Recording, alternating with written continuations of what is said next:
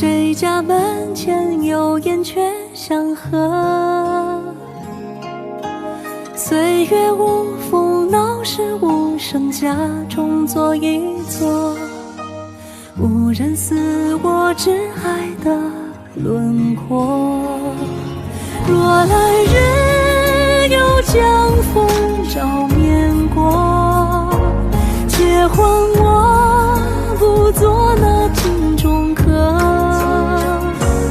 梦看破往事已却也无，浓香烛淡墨书，红窗深处有尘俗。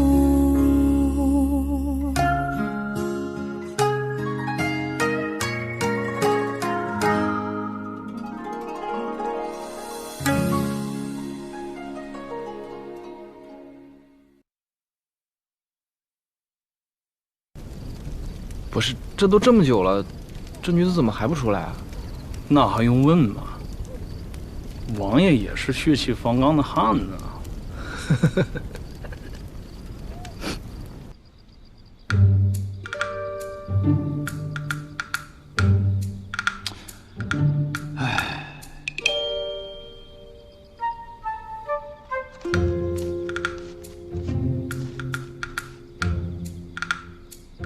你看我干嘛？你看你的字儿啊！那个折笔顿一下。王爷，小女连大字都不认得几个，更别提让我练字了。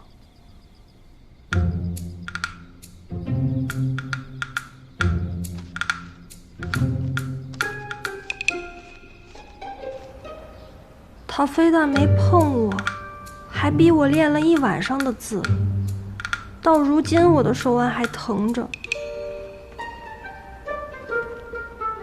你可还记得他都让你写了哪些字啊？我只认得什么前后不见，古人天地。前不见古人，后不见来者，念天地之悠悠，独怆然而涕下。是这么多字。你先退下吧。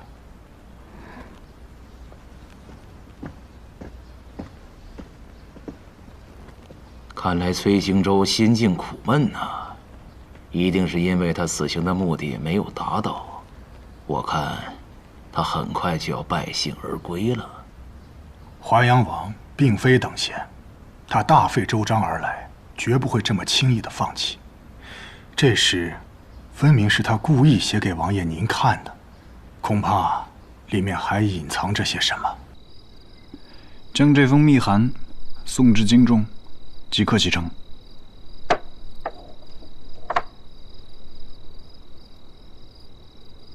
那幽州王，幽州王心意已决，不劝也罢。陛下既已许诺，以四帝之前史司之职，嘉奖第一位入朝觐见的藩王。我相信北方诸多藩镇，定会有目光长远的识时务者。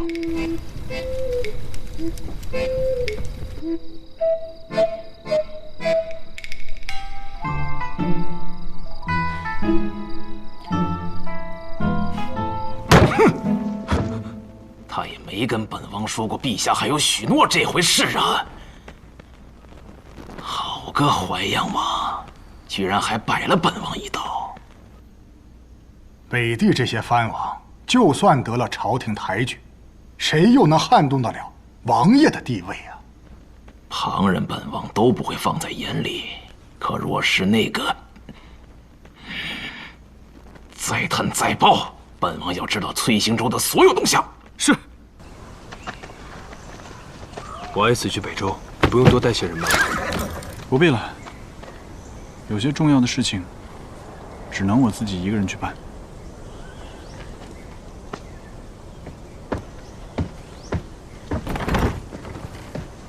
这是2匹绢，那个呢4匹绢，8匹绢。来这个吧。好，瞧一瞧，看一看。打包吧，打包。您识货，上好的寿品，交给你了，里边请。走，不是外面的，下次再来啊。特别好。这走这一回，这货还不够卖呢啊！到时候啊，北周、西周啊，那船一开，咱们去西周啊买个货站，那里的商路更广，南北通衢，嘿，这皮货生意啊越做越大。哎，那个，这都是上好的酒皮，请您瞧瞧，看看怎么样？2两。舅舅，这里离北周远不远？近得很啊，刚修的官道，若是换马，也就10几日。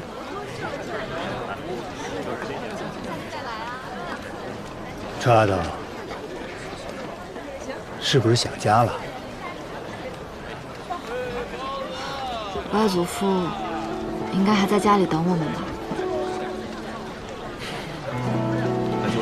那好，我告诉你啊，日后咱俩若是回去了，一定让林妈妈给你做你最爱吃的酥油饼子，给我做我最爱吃的烤乳鹅。哎，咱们一家其乐融融在院子里。哎呦喂！哎呀，这生意啊，不论做多大，北周永远是你我的家。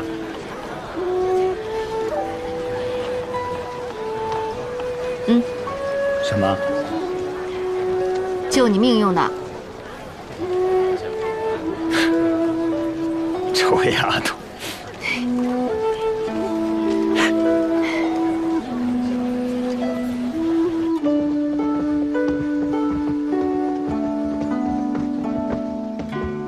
请娘娘慢用。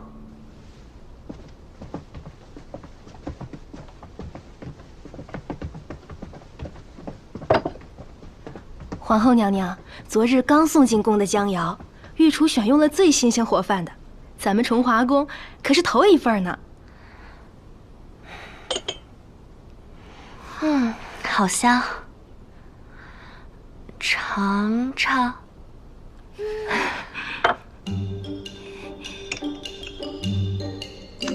你的，你的，多谢娘娘。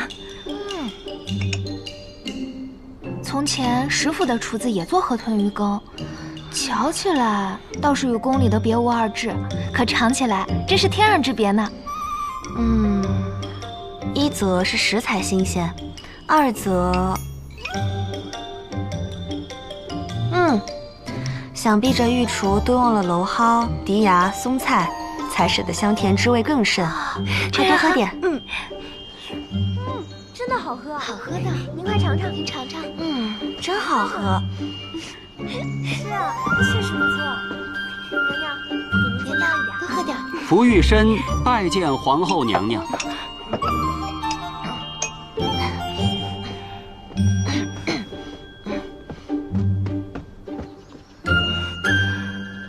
福公公有何要事？陛下吩咐老奴来请娘娘前去一叙。娘娘还请安心用膳，老奴在此候着便是。去，茶。娘娘，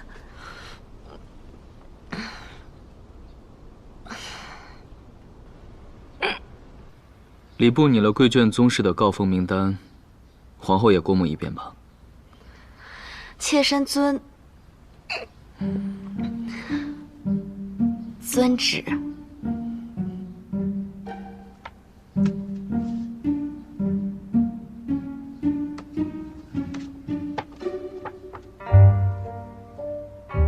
可有错漏之处？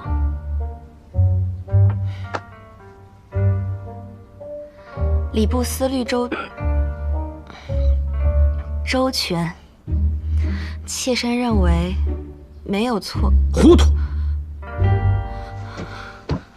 妾身愚钝，还望陛下明示。此刻好了吧？啊！起来吧。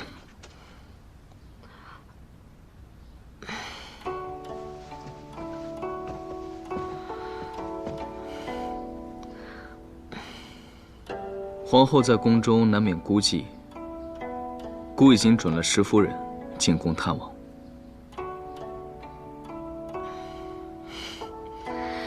多谢陛下。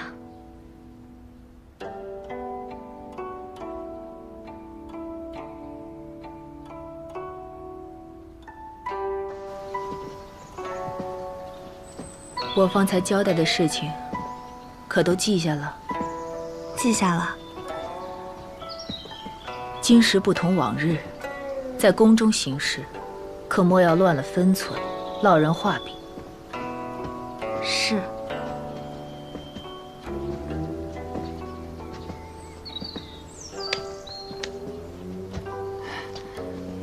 皇后娘娘，石夫人。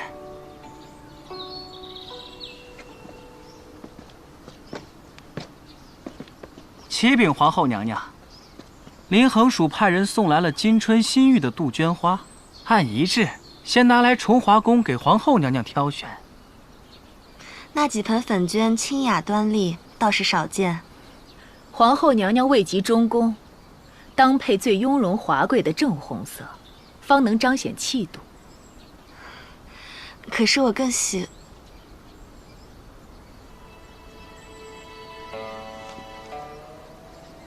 娘娘，难道要将那正红色拱手让给景阳宫，选那些怯色？便留下这几盆吧。是。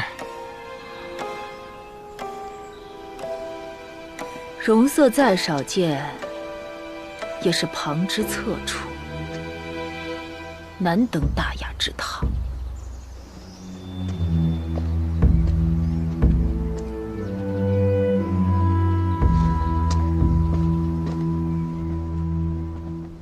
原还指望你在宫中协助你父亲，为石家谋得庇佑，你却这般唯唯诺诺，助长了那景阳宫的嚣张气焰。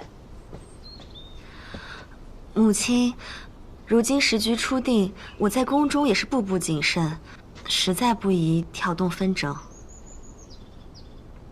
你不愿争，便是石家不争。不过是桩小事，何必斤斤计较？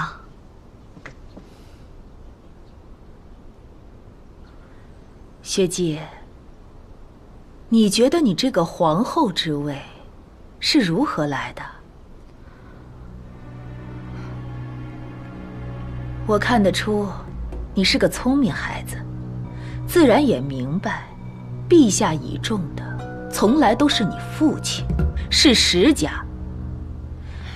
因此，这后位上坐着的是石家的女儿，你要当皇后，也是石家的皇后。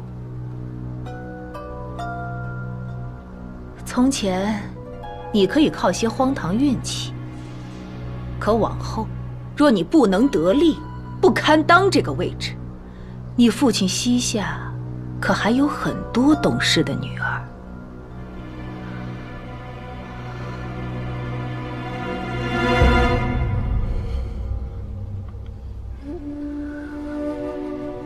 学季明白。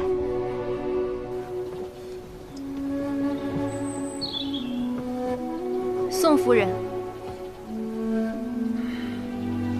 夫人慢走。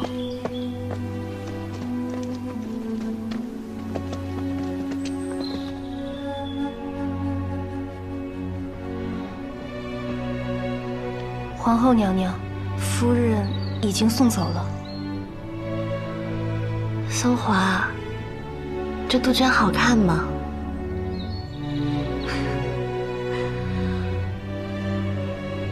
这可不是别人挑剩下的，这是世上最好的杜鹃花。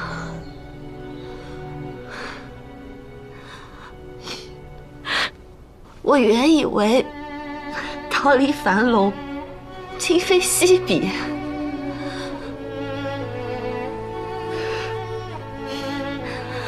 但其实自始至终，什么都没有改变过。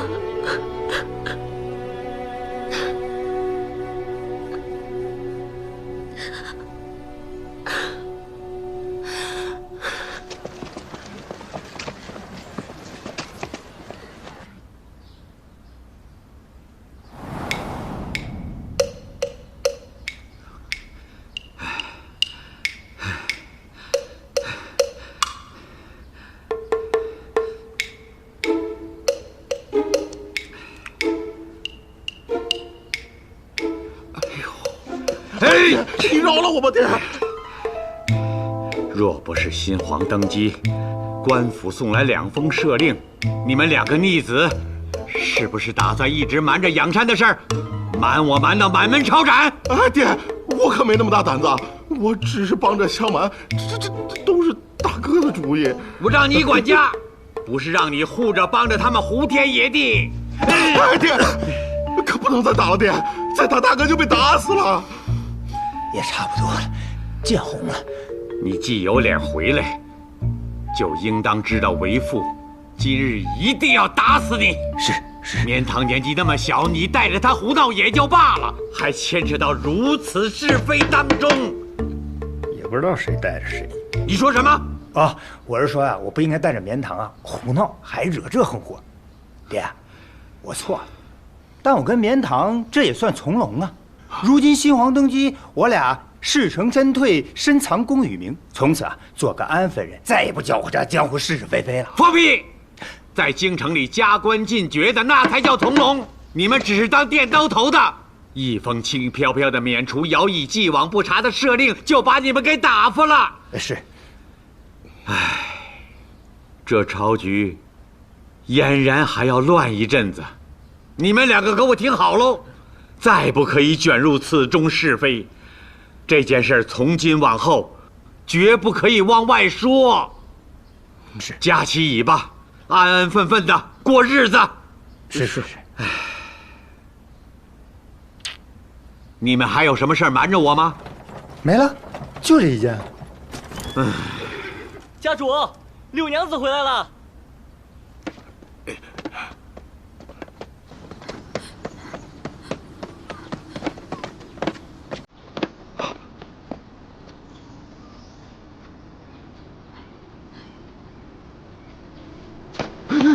爹，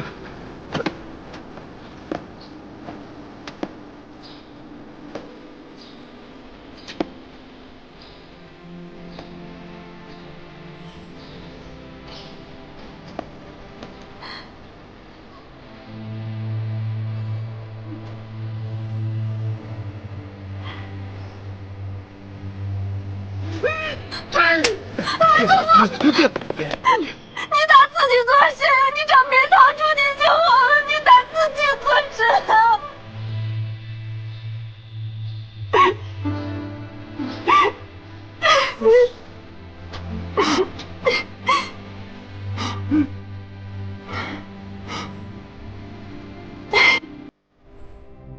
绵堂回来了。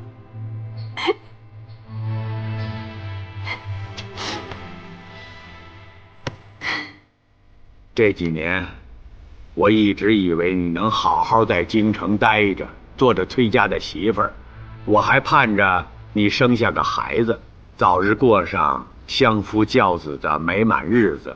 可你呢？是绵堂不孝，辜负了您的期许。你是不孝，你老实说，你和陛下之间究竟是怎么回事？哎呀，您别气坏了身子。我说，子瑜是舅舅早年行镖时偶然结交的挚友，我与他也是那时相识的，但并不知他是何人。后来我不愿盲婚哑嫁，做那素未谋面的崔九之妻，便央求舅舅想要投靠养山。可我深知外祖父定是不想让我与那来历不明的人相交，这才出此下策，假意成亲，又借山匪之名，策划了这么一场荒唐的逃婚戏码。带我去养山之后，我与子瑜朝夕相处，渐渐的就知道了他是何人，也知道了他的谋划。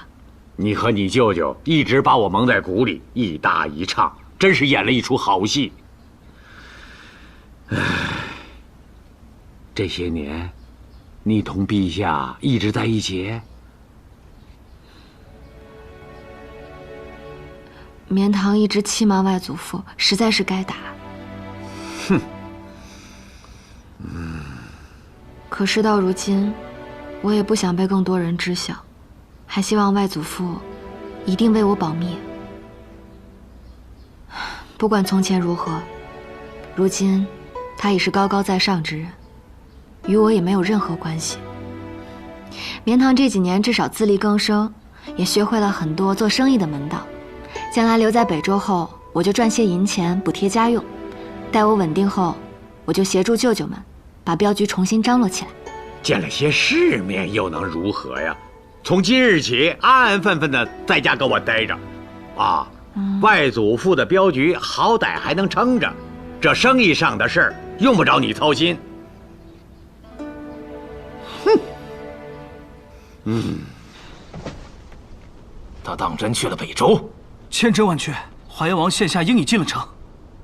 真若是让北周得了封赏，岂不是如虎添翼，很快就要骑到我幽州的头上来了吗？啊！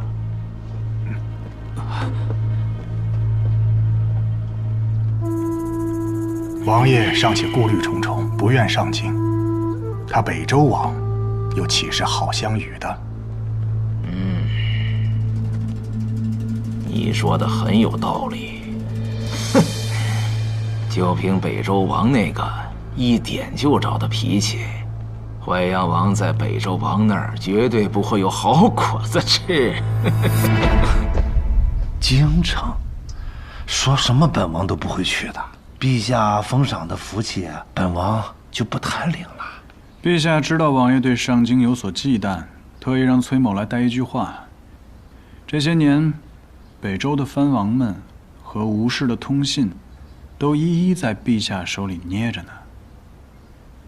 不过他一封未看，都给烧了。那你想说什么？我知道王爷是怕心惶清算，怕落得一个削藩家破的境地。崔某到北周这一路走来，纵览北周，好山好水，广厦万千，良田万顷。不过王爷所拥有的，也就是这些了。想和朝廷对峙，您还没有筹码。你以为你说这些话，本王就畏惧了吗？哼，淮阳王是刚从幽州而来吧？碰得一鼻子灰，可擦干净了。他幽州王都不肯赴京，我凭什么当这出头的船？幽州王是个明白人，我只需给他一些时日，让他彻底想明白了，他自会入京的。淮阳王，你还强成什么呢？幽州王纵然是蠢蛋，但是他也不甘心当替死鬼呀。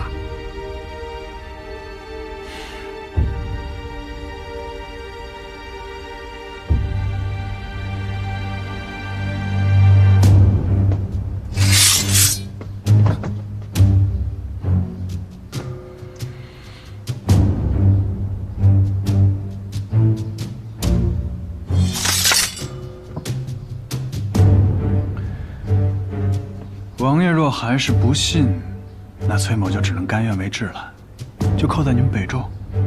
至于幽州王是试金石还是替死鬼，那您就等着看结果吧，对您没有半分的损害。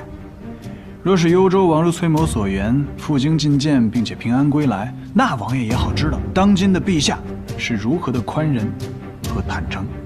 那他若回不来了呢？那你就杀了我这个言而无信之辈。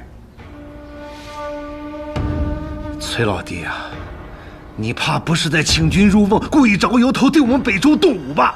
哎呦，我这出来我就带了这么多伴当，我那些军队都远在大河之北驻扎着呢，就只接幽州，跟你这北周之地远着呢。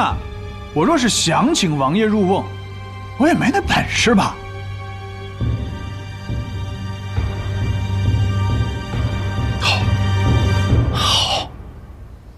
既然你想留下来做人质，那就依你所言，且行这一步先看看。但在此期间，你若是离开我北周半步，别怪我不客气啊。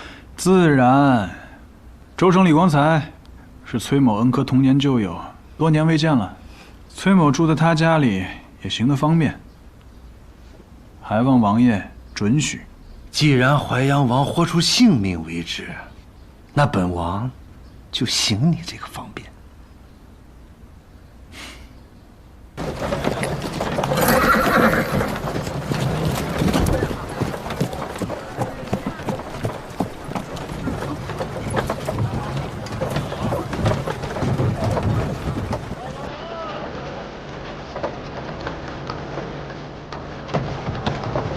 停住！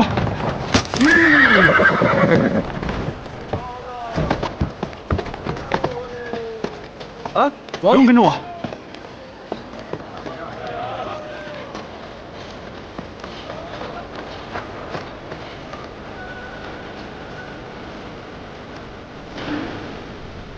京城一别，没想到会在此处遇见你。对不住啊，认错人了。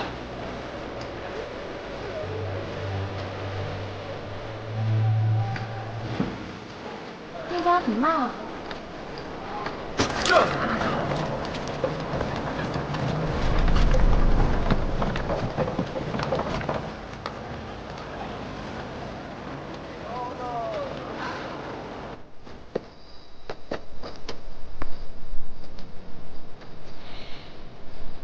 寤寐院。哎呀，随便起的名字。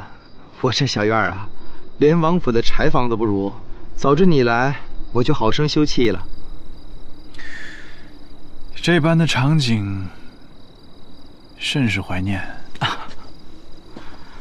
我是真没想到啊，你竟然不顾自己安危，甘愿到北周，做北周王的人质。这是你黄雀在后的计策吧？算不上什么计策，只要我在北周安安分分的待着，跟那个北周王亲厚相待，哼哼，有的人自然会着急上火。我就知道，你不是一个意气用事之人。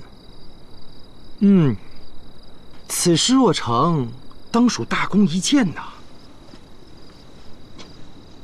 战功赫赫的淮阳王，你可想好要向陛下讨要什么样的恩赏了吗？8字还没一撇呢。不过我确实有一事相求。对了，有件事情，不知当讲不当讲。你说。其实也不是什么大事。乔家招婿了。招婿？她就这么迫不及待的要嫁人吗？急。当年淮阳王府招婿楚太妃将你姐姐嫁入京城，前后才多久啊？行，招婿。你刚才说什么？没说什么。啊？那他们还有没有什么别的动静？那我就不得而知了。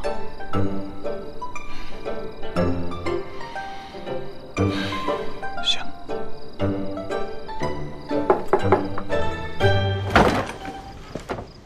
二舅母，绵堂，我怕你在京城待惯了，不习惯北周的寒凉，我让青英把她的被子给你拿来了。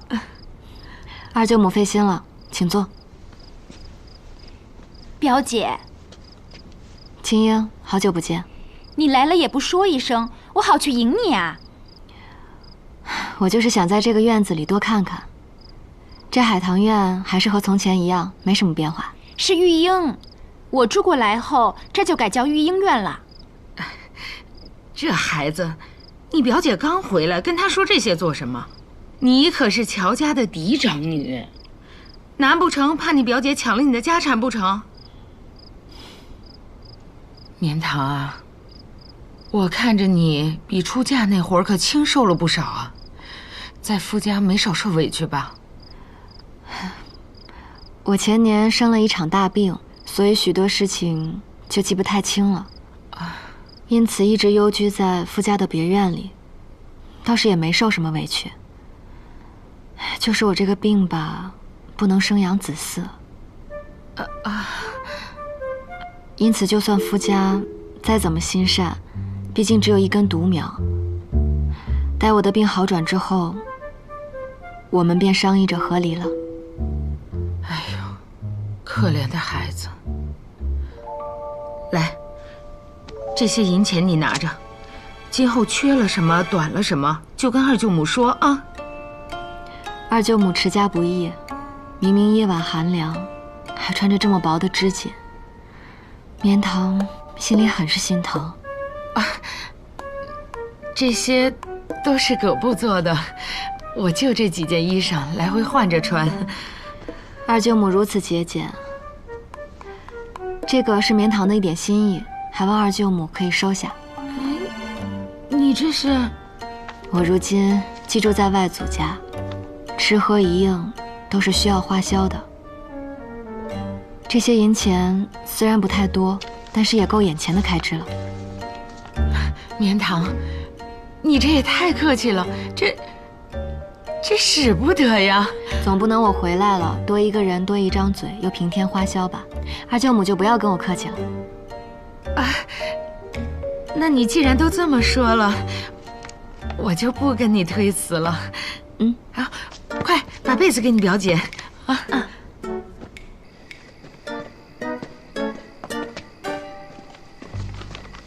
我的个乖乖，这么多银钱啊！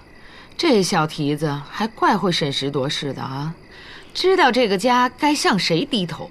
此番他回来，祖父看着是发了大火，其实心里还是偏着他的。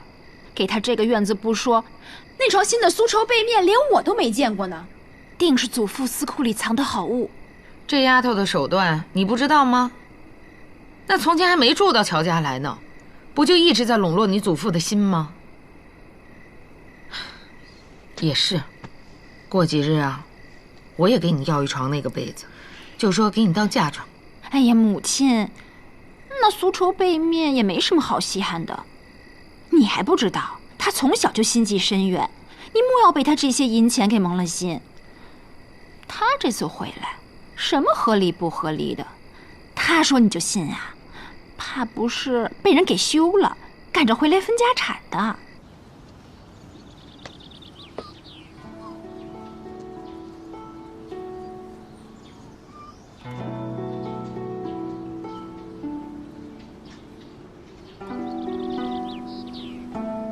我这大清早啊，找李瞎子算了一卦，今日是大吉，想看姻缘呀，最合适不过了。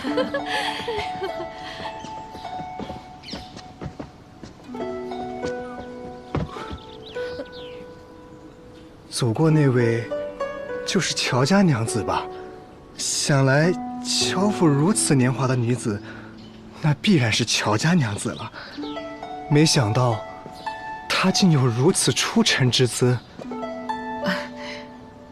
她是我们乔公的外孙女，她父家凋敝，暂时投靠在我们乔家。不知这位小娘子的庚帖可否由您收管啊？她是外姓人，这个你就要问家公了，我可不清楚。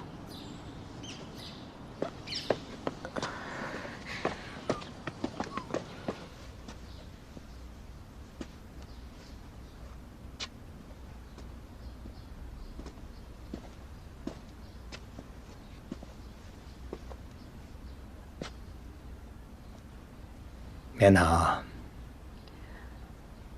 你派陆中提前回北周，怎么不跟我商量一下？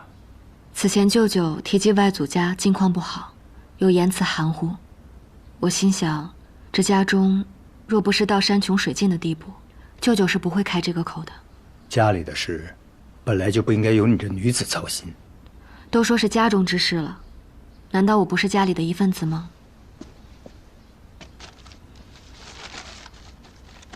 陆中以客商的身份入北周，他打探到外祖父正在着人寻夏家，要变卖镖局。我竟不知道家里的境况到了这般田地。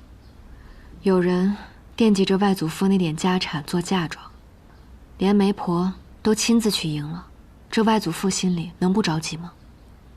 想来你早有了打算。我准备给陆中写封回信，还望舅舅能够协助我。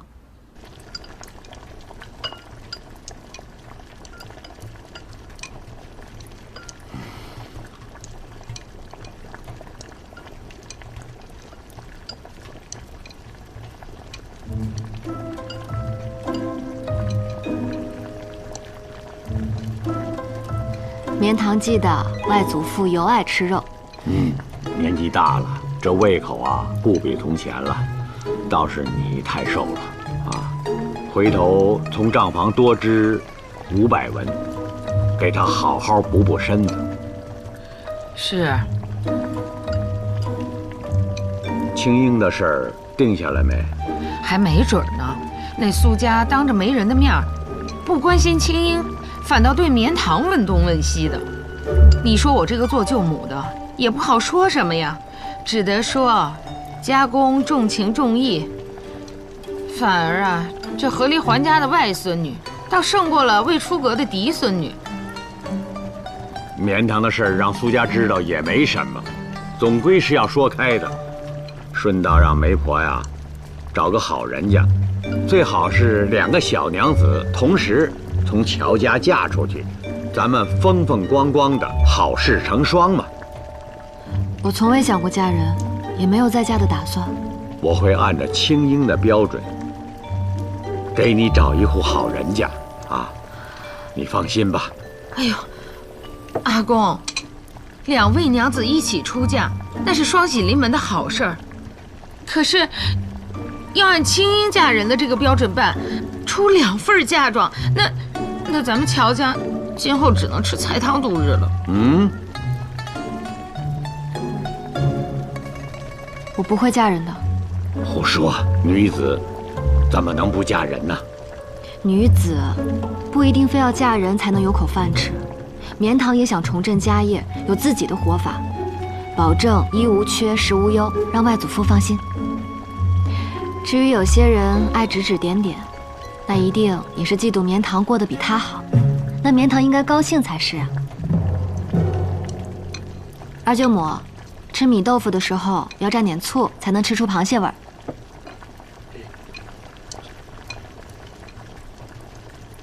绵堂，外祖父几时让你在家里吃不上饭了？我已择定了神威镖局的买家，家业银钱都用不着你们操心。我乔武在北周打拼了大半辈子，难道连外孙女的嫁妆都出不起吗？哼，笑话！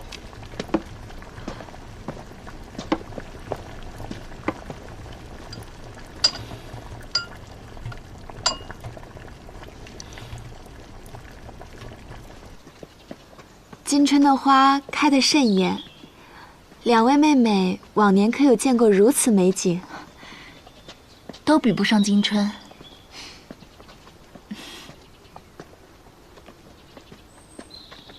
皇后娘娘，其实妾身少时应该见过您。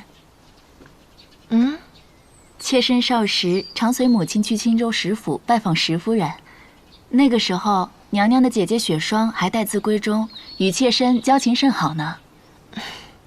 啊，雪霜姐姐是调香的行家里手，妾身精于香道，还是当时跟雪霜姐姐学的呢。时日况久，我没什么印象了。倒是你这身香馥郁的熟悉，是佳姐的方子。妹妹怕是记错了吧？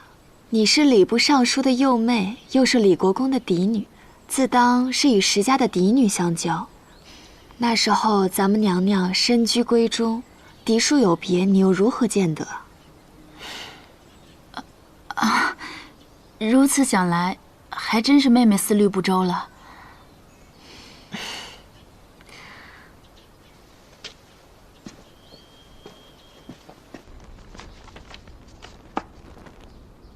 他竟然说嫡庶有别。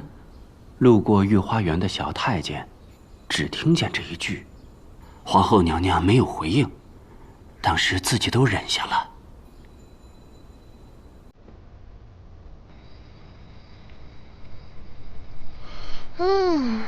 这河洛丸子真是外酥内滑，一口下去满嘴的咸香。娘娘该出一册书，就叫《上善见膳食全注》。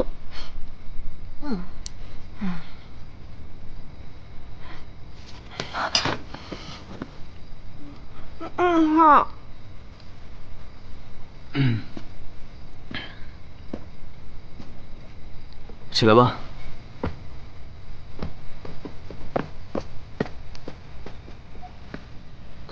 皇后用的挺香的，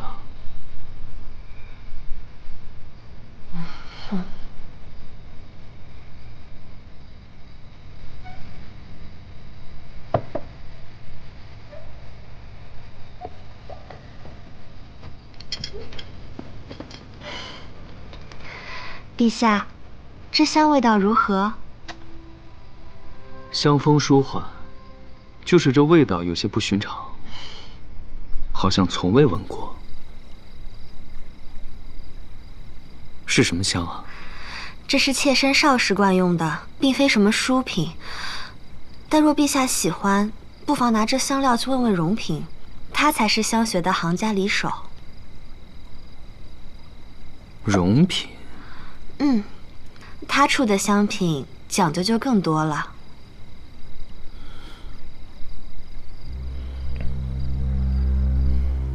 陛下近日对你可好啊？恩宠有加。往日都是6、7日来一次我宫里，这月里2、3日便要来一回。还允了云儿初1、15立休省亲，回来给义父义母请安。甚好。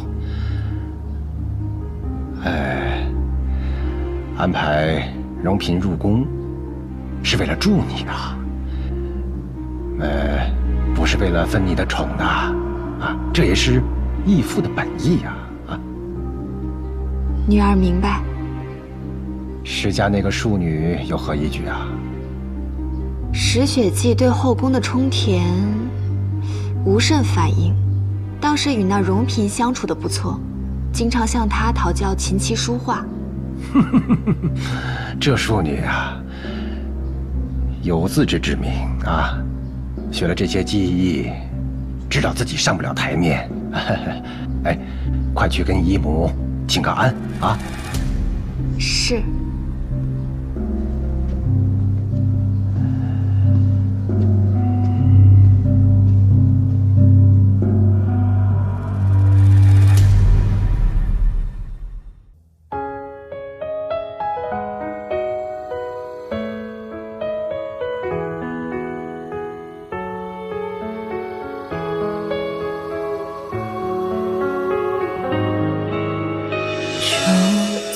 水波夜消回日落，重逢时还不忘大致因果。谁偶然经过，一转身海棠飘落。爱对了错人的悲欢离合。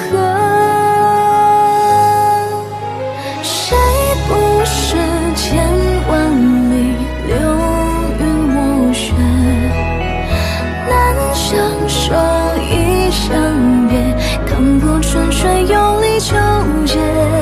一双人，一恨怨，心与心共眠。就藏月眼眸的明明灭灭。黄昏庭前花昨夜开几朵，莫追究细雨里半生烟波。放那些深爱与